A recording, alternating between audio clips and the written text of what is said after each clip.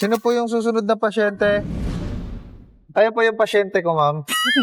Hello po. Alright, hello. Hello. Anong problema ng phone natin? Paili sa battery. Ganaya, tagan naman sa akong pagumangkon ba? Nga ganahan ko, like, murag bago, gyapon siya, inigatag.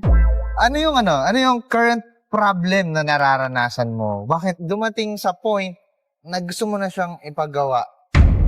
Wala raman siya problema, Jud. Kana lang, kanang dali na siya malubat ba tungod sa battery. 75%. Usually okay pa naman yan yung 75%. Pero kung sa inyo na po nanggaling na madali na siya malubat. Oo. Paspas na yung kanang murag ka ng in a day kay dapat siya i-charge mga katulo, mga kaupat.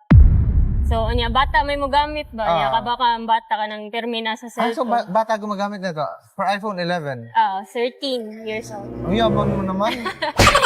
iPhone 11, tapos sa 13 years old pinapagamit. Hindi, ikaw gumagamit na may Mobile Legends, oh. Dati. Okay, sige, start ko na po gawin yung phone natin, alright? Roll the intro, let's go!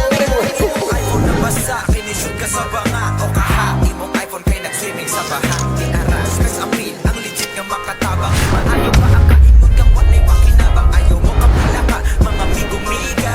Huwag nagawa LCD mo, wakay makita. Ayaw ka layo, dirira mo por vida. Kasabot na mo kinsay sa liga. Specs appeal, specs appeal, specs appeal. Isa sa pinakamahusay na gumagawa ng iPhone.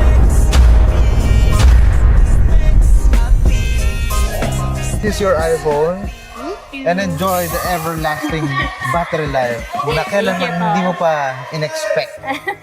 Thank you. Okay.